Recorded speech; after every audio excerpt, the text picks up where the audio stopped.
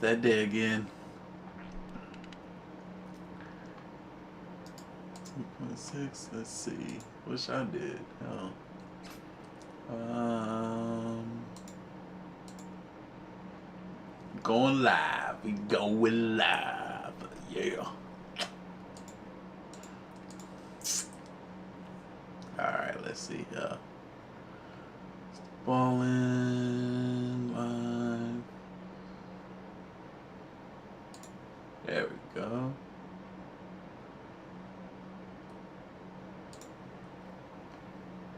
Edit.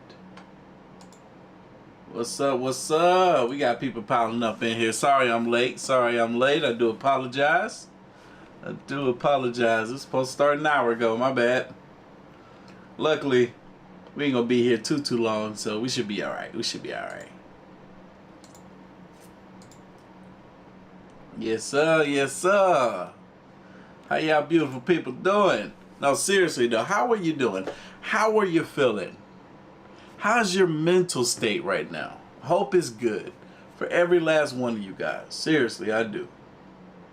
It's the most important. How's your physical health? Whew. Welcome, welcome, welcome. Y'all know we waiting for that magical number to hit. Before we get into this story here, y'all, this one is titled Gruesome Crime Caught on Camera. Man, I done seen a couple of gruesome stuff caught on camera today. Just World Star Hip Hop is that place. They show some stuff. They show some stuff. How would my Patreon supporters like me to cover some of the crazy, gruesome stuff that be happening? Would y'all like that? We can go down a rabbit hole. Seriously. I saw something today on Instagram. I don't even know how they showed that. That was crazy. That was I had to rewatch it like 20 times because I was just in disbelief. I couldn't believe what I was seeing. What up, Samantha? Shout out to you. Thank you for the $5 donor, big baby. Miss Beard, I see you up in here. Hold on, let me start from the top. Dollar Silver was the first, y'all know. And he was the second. Shout out to the 100 Pineapples. I see you up in here, big baby. Christine, I see you. April C, I see you. We got a lot of the same folks that be up in here all the time. You know what I'm saying? My channel members. That's what they do. They channel the member. Is it Jamie Jay-Z? Brown and Press, what's going on with you? Aaron, what's going on with you? Aaron, that's just how I say it. What's going on? Key Simone, I see you up in here, big baby. Tamara was good. Mandy was good. Antoinette was good. Yeah, man. We is in here. We close. We get close. We at 225, waiting for 250. And then I'm going to do what it do, baby. Y'all like the merch? Y'all like the red beat? Y'all don't see me wear the red beat that much. I like it a lot, though. This is a real nice red. Head over to Artofkickz.com to claim yours. The site has changed. I got a professional website designer that's currently working on a website that is making it more user-friendly for you guys. We were working on it today. I still got to go in. Well, I think I did everything I was supposed to do. But yeah, she still got to go in and finish doing a few other things. But the site is looking good. Actually, I don't know what else she has done. Let me go to it right quick. Oh yeah, no, it's definitely looking so much better. Summer, winter. Oh yeah, this is fire. I ain't even seen it. So she got it set up as collections. You got the summer collection with your tank tops and t-shirts. You got your winter collection with your beanies, your sweaters, and your pullovers. And we got the beard care products. Got their own little section. Oh, this is nice. You got your accessory section. All right, so she don't got the accessories in there yet. So she gonna get those up in there. Okay, in 2022, my business is... All right, that worked. What the heck was that? Y'all heard that noise in the background? Somebody was talking. I don't know who that man was. Anyway, are we hit? Yep, we hit. Y'all ready? Here it come. Here it come. It's like a sneeze. What up, AOK Mafia? It's your boy Artofkickz, and just like that, we back with another one. Man, I've been waiting since the last Mrballen live stream for the next Mrballen live stream because I just love listening to this man talk. I can sit at a fire, you know what I'm saying, at a fire pit, and he just tell a bunch of stories. That'd be the most amazing experience ever. You know what I'm saying? So, this one again is titled Gruesome Crime Caught on Camera. Yeah, boys, girls, ready? I'm ready. Let's go. The next time you're out walking around the streets of London, look up. Chances are good you will find a camera somewhere nearby. Because as of publishing this video right now today... There's a little lag. There's a little lag happening here. I don't know. I don't know why. Let me see if I can fix whatever's happening. Let me try something. We're live, y'all. Stuff happens when you're live.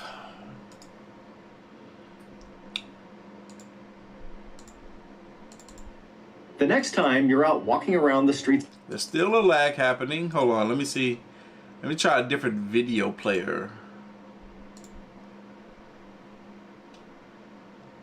The next time you're out walking around the streets of London, look up.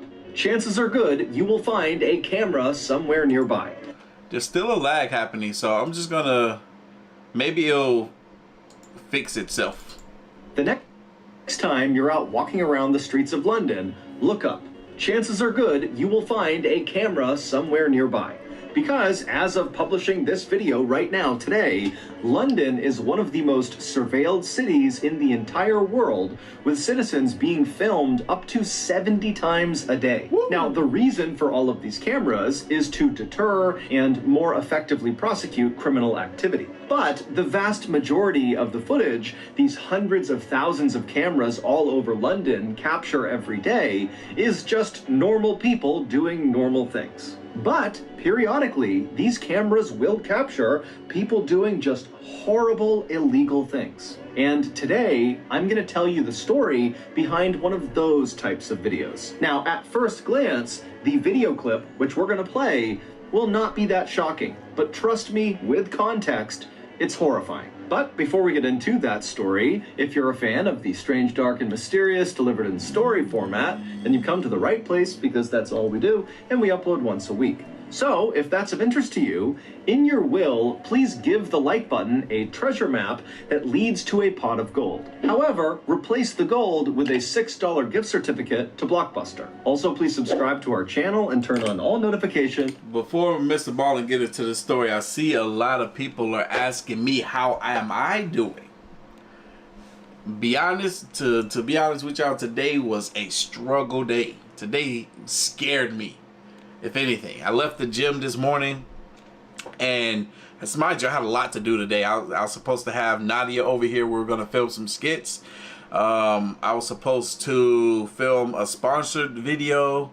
I was supposed to, two things that I was supposed to do that I actually did was talk to a video editor and talk to the website designer. I did those two things, but after I left the gym this morning, I felt really weak. Mind you, I did a very light workout. You know, I didn't even do cardio because I wasn't feeling well. Something was feeling off.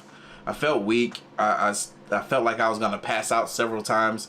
I went and got me a smoothie, put that in my system, and I started feeling a bit better. And then I ate way later on in the evening, like around 4 or so, and I was like, all right, let me try to do some content now, the sponsored video. Let me knock it out. And then I ended up falling asleep on the couch. That was, I don't know, that was weird. And then I got up, and now I'm here. But that's how I'm doing.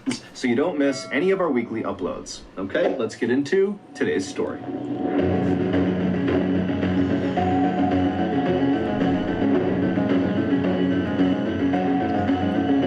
Sleep apnea is kicking my butt. I can't even use that CPAP machine no more. It does nothing for me. Absolutely nothing at all. I gotta take, I still get dry mouth.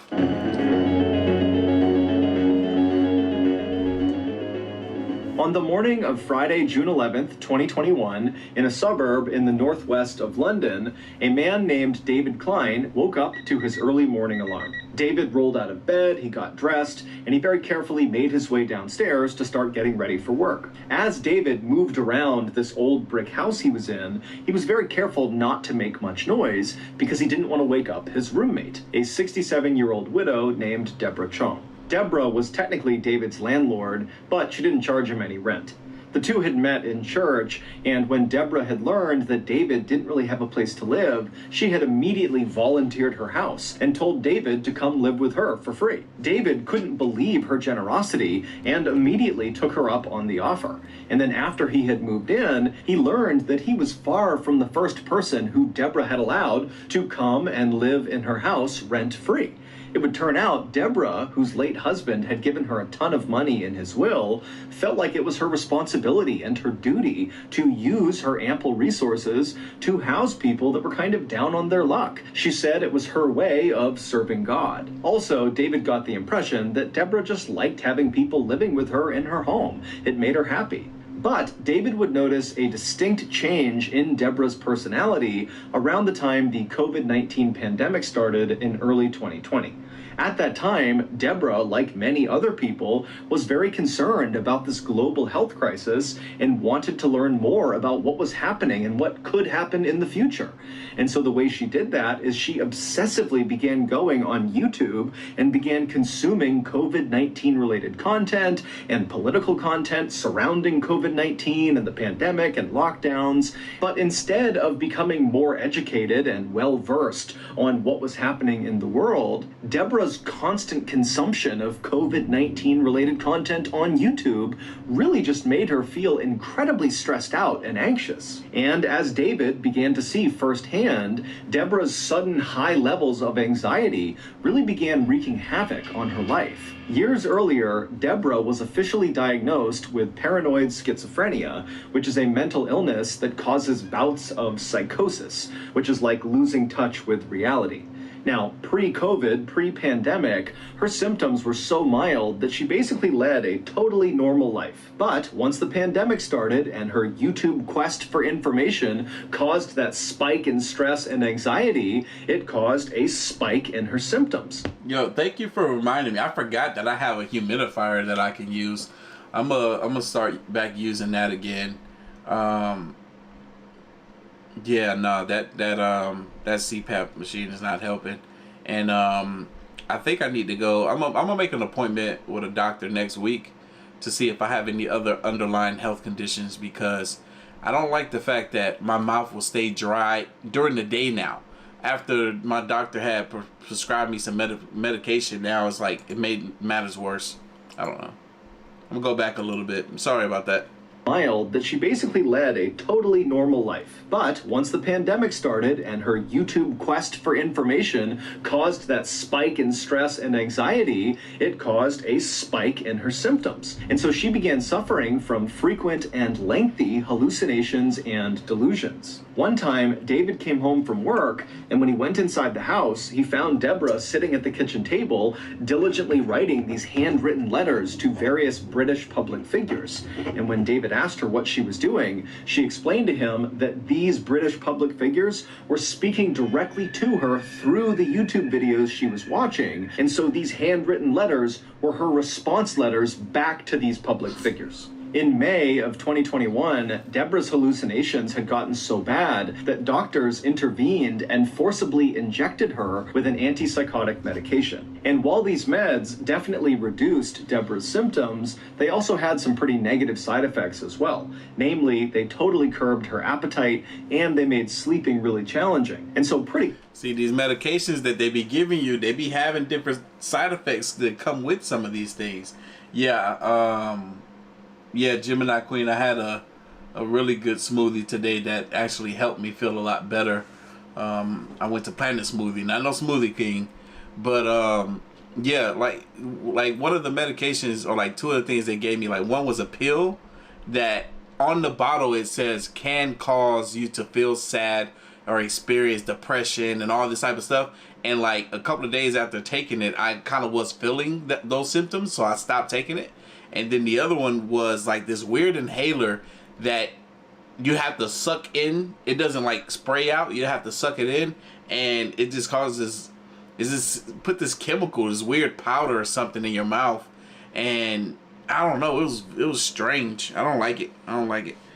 Yeah, I think that it opens up what it's supposed to open up, and so does that pill. But I feel like I can breathe through my nose more or better now. But I don't know. The side effects are just not. It's worse. Quickly, those two side effects combined made Deborah feel really weak and tired basically all the time.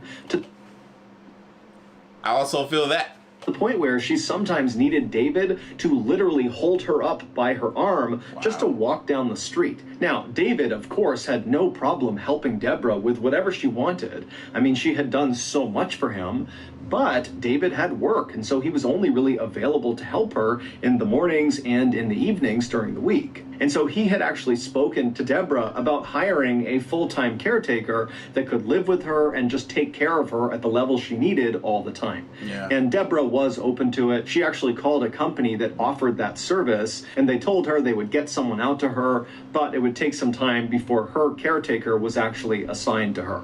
Now, David was really pleased with this development, but he really wished they would speed it up, because again, every time he was away all day at work, he knew Deborah was home by herself, and so he was just so worried something was going to happen to her when he was gone. I felt that type of, you know, this is a woman that, you know, just took him in, and he cared for her in the way that she cared for him, because, you know, it's just kind, you know what I'm saying? It's just empathy, right?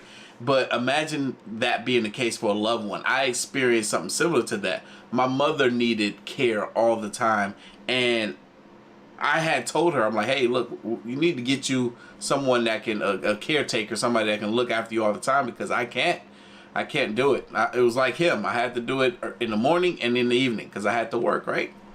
But, and at work, I'd be stressed about my mom being at home all those hours without me. It was tough. So after David gathered up all of his things and very quietly made his way from the kitchen to the front door, he paused for a moment and said a silent prayer in his head for Deborah's safety and protection while he was away at work. And then he opened the front door, quietly went outside, shut the door behind him, and headed off to work. A few hours later, David came home from work. He went back inside of the house, and the first thing he did is he called out for Deborah. But Deborah didn't call back, and the house was very quiet. And so David took off his shoes and walked around the first floor, kind of calling out for Deborah as he walked. But again, there was no answer. And so after walking the whole first floor and not finding her, he yelled one more time really loudly, "Hey, Deborah, are you here?" And after hearing nothing, he pulled out his phone and he called Deborah. And as the phone was ringing, he could hear Deborah's phone ringing upstairs. And so he thought, okay, maybe Deborah is upstairs, she fell asleep, and her phone's just next to her on the bed. And so with David's phone still calling Deborah's phone, David began walking upstairs. And when he got to the top of the stairs, he just followed the sound of Deborah's ringing phone into her bedroom. And when he went in there, Deborah was not in there. Her phone was, though, and so were her glasses. They were both just sitting on the bed. Those were two items that Deborah would bring with her anywhere she went. And so, trying not to panic, David called out a few more times for Deborah, but again, there was no answer. And so after quickly searching her bedroom and not finding her, he searched all the other rooms upstairs, but again, she just was not there. She was not in the house. And so David began calling and texting friends from church and other people that knew Deborah to see if anybody had heard from her or knew where she was. But no one did, and the only people who had recently talked to her said she was totally incoherent, talking about spirits and demons and the destruction of all mankind. And so, believing Deborah must be suffering from a schizophrenic hallucination somewhere out in the city, David picked up his phone again and he called the police. When the police showed up at the house, David filled them in on what was going on, and the police told him, hey, look, we'll go back and review all of the CCTV camera footage taken from outside of your house. We're bound to see footage of Deborah leaving her house at some point, and then we can just watch where she goes. And so David felt reassured, and the police felt very confident. But when the police went back to the station and began reviewing all of this security footage taken from roughly outside of Deborah's house, there was no footage of her ever leaving the house. There was only footage the day before of Deborah going into the house, but she never left. And so naturally, the police went back to Deborah and David's house, and they thoroughly searched that house, believing Deborah had to be in there somewhere. But despite searching everywhere in this house, in every crawl space, in the attic, the basement, every closet, everywhere, she wasn't there. It would take the police nearly a month, but they would eventually figure out where Deborah went. And to say they were surprised at where she went is a massive understatement. But to understand what happened, we have to go back to the very beginning of Deborah's very strange disappearance story.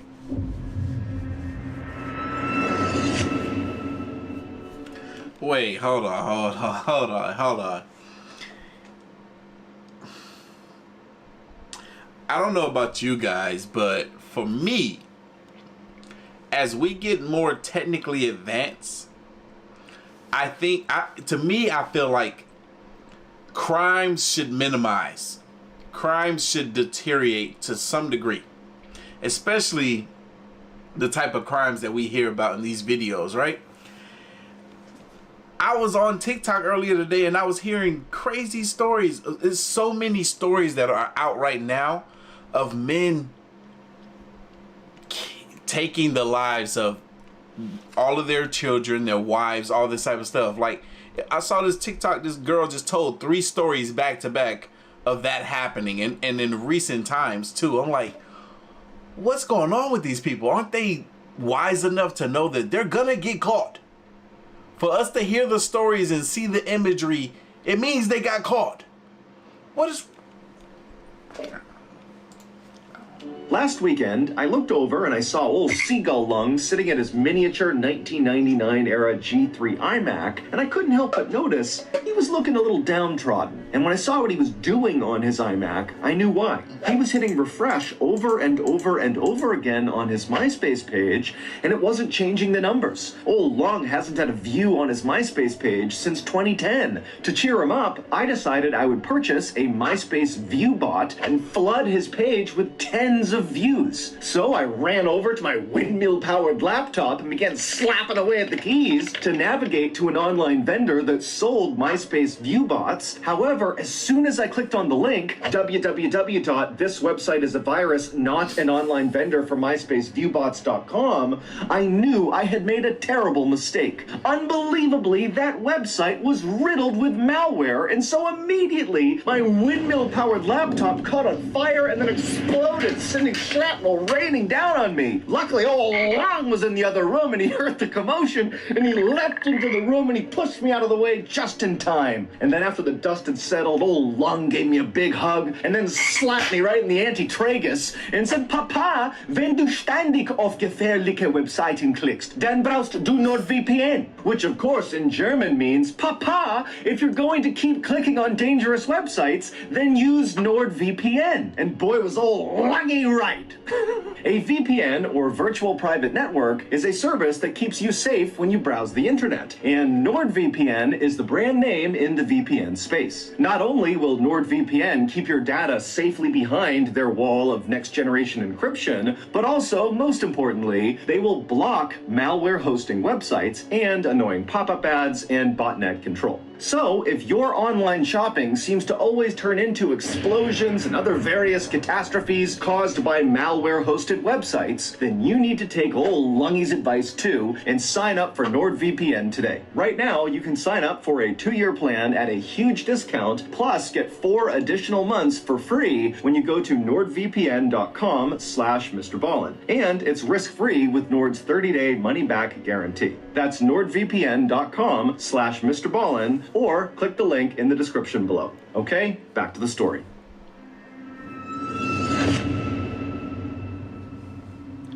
I was supposed to do a NordVPN. They keep asking.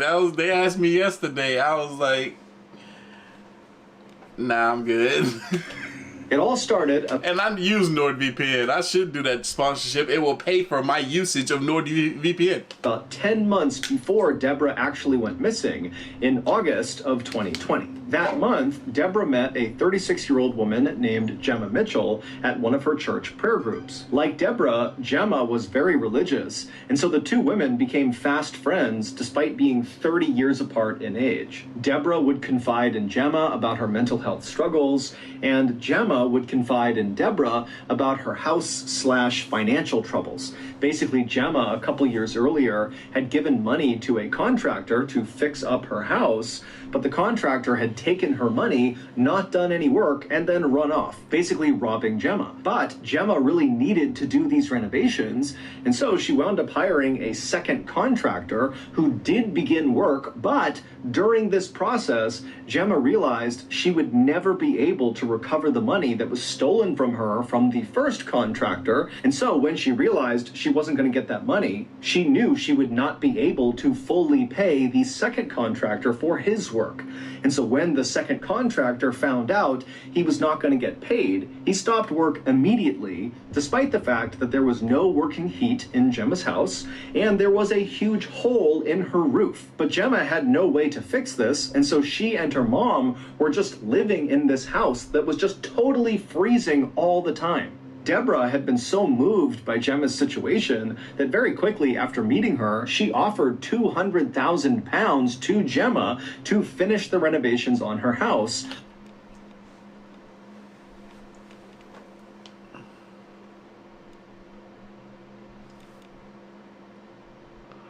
She was gonna give this woman about $250,000 to finish this renovation on a... Did she even need that much renovation done? That's crazy. I know. I was wondering. I was like, how much was this wife left when the husband passed away? I'm over here thinking he left like 200K. Nah, he probably left $1 million plus for her to be able to give away $250,000. That's crazy. Under the condition that one room in Gemma's new house would be solely dedicated to Christian ministry. Gemma was overwhelmed with gratitude. She could not believe that Deborah was willing to do this for her. And so, of course, she agreed to her terms without any hesitation. After that, the two women began texting all the time about this renovation project. Deborah would suggest paint colors and different things to do with the inside of the house, and Gemma would text updates about the different contractors she had talked to who could do pieces of the renovation. Deborah was always inviting Gemma over to her house, and she even began referring to Gemma as her sister. And Gemma loved it because Gemma actually had always wanted to be much closer with her own biological sister, but they had kind of drifted apart. And so for Gemma, Deborah really did feel like the sister she was supposed to have. But their relationship was about to change drastically. In May of 2021, so 8 months after the two women met for the first time, and 1 month before Deborah would vanish, Deborah was forcibly injected with that antipsychotic medication in order to combat her paranoid schizophrenia. And right after Deborah got this injection, she began treating Gemma totally differently.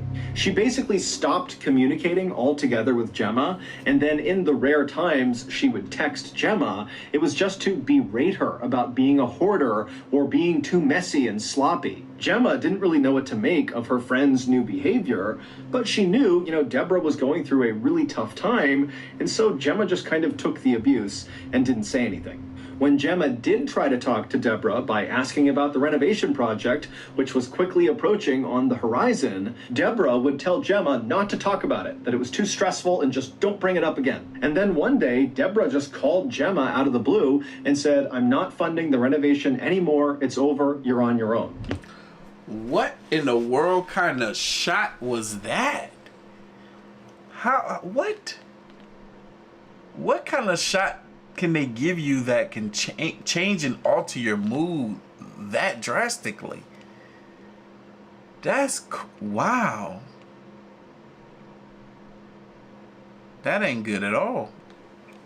Gemma felt totally devastated and pleaded with Deborah to please reconsider. But Deborah was not about to change her mind. And in fact, on this call, she would tell Gemma, hey, you should just sell your house. And in fact, until you sell your house, don't contact me. And then Deborah hung up. Gemma didn't know what to do. She felt like she really could not sell her house because it was kind of like a family heirloom that had been passed down for generations, and so it just felt wrong to sell it.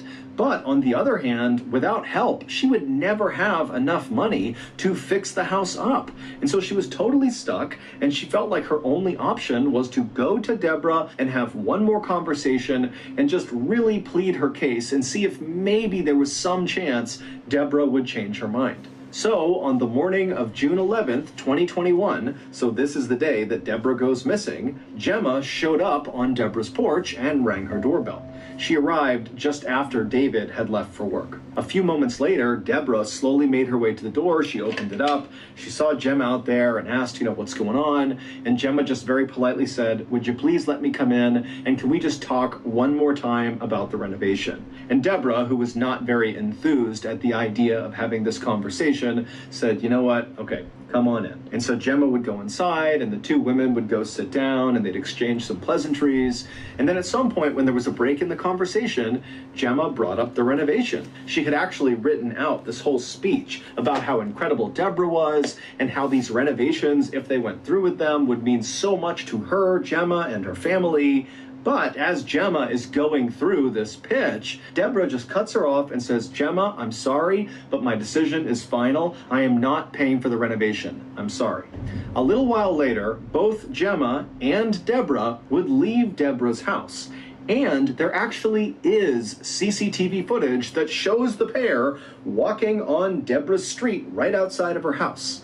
However, the reason the police did not flag this footage when they first were scanning all of that footage to figure out where Deborah went is because when you watch the footage of the two women together, it actually only looks like one person. It looks like Gemma. But Gemma is wheeling a huge suitcase right behind her, and as it would turn out, Deborah was inside of it.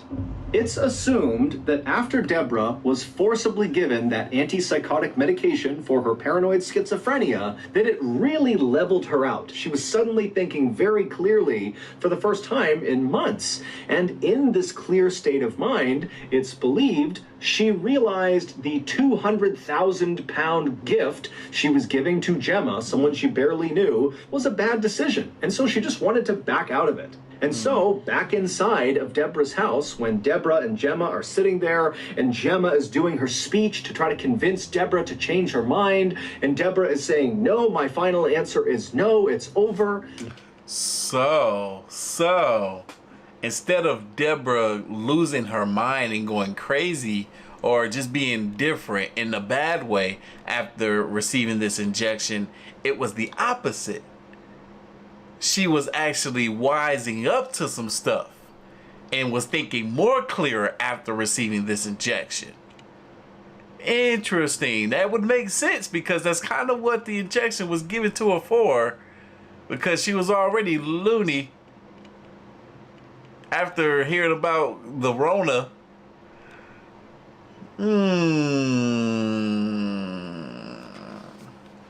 What did this woman do to her? Her mind, and Deborah is saying, no, my final answer is no, it's over. That's when Gemma snapped. She grabbed a blunt object, we don't know what it was, and she smashed Deborah right over the skull and fractured her skull, causing Deborah to fall unconscious and slump onto the floor. And then Gemma leapt on top of Deborah's unconscious body. Gemma pulled out a knife and cut Deborah's head off.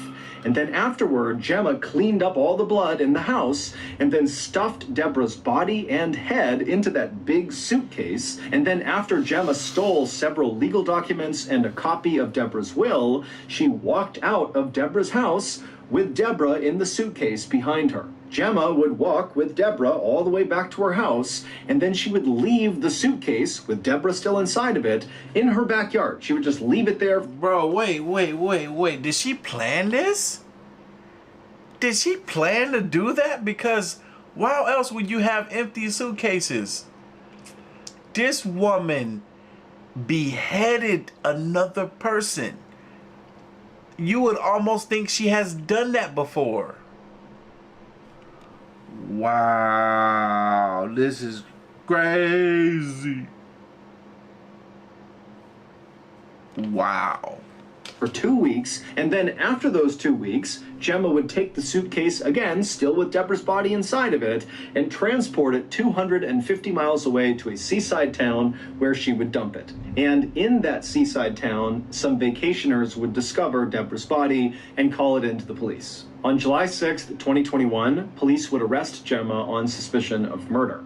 When they arrested her, they showed up at her house and used a battering ram to smash in her front door. And then when the door finally literally smashed open, Gemma was just standing there waiting for the police, as if she knew this was going to happen, and she's just waiting to be taken away. When the police would actually go into Deborah's house and search it, they would find a fake copy of Deborah's will where all of Deborah's estate was handed over to Gemma and Gemma's mother.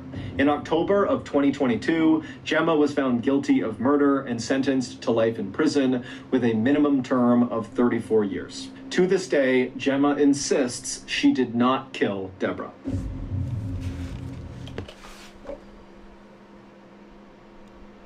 Well, I mean, everything you did was on camera, except for the you killing part.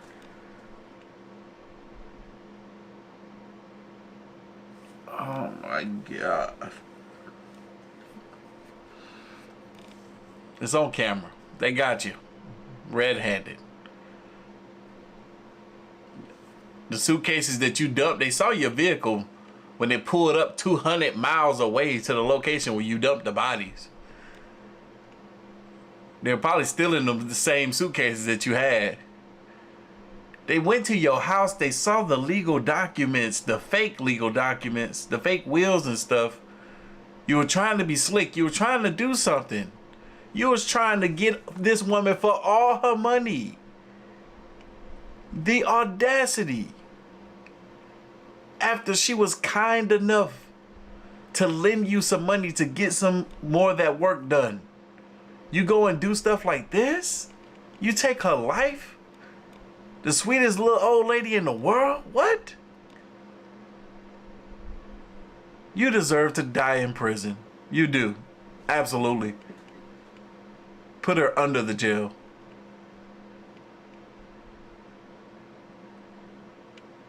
How do people like this still exist?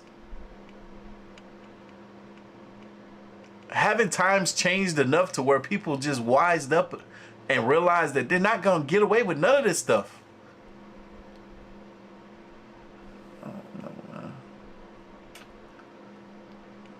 I don't get it, man. I do not get it.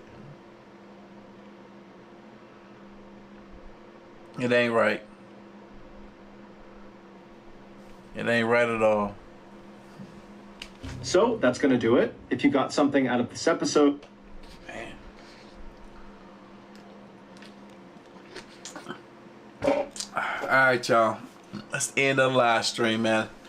I hope y'all enjoy the rest of your evening. Thank y'all for coming in and hanging out with me for a little bit. But I'm about to get out of here. I need to eat. I haven't eaten since earlier today. But I'm going to catch y'all later. Y'all be safe. Keep your head up. Watch your back. Watch your corners. Watch your side to side. Keep your doors locked. Home and vehicle. All the time. If you in it, lock it. If you're not in it, lock it. It's a crazy world we live in. And yes, I will put up some of those crazy clips of stuff that I've been seeing on Patreon, where we can put up crazy stuff like that because YouTube won't allow it. So just be on the lookout. Some crazy stuff coming.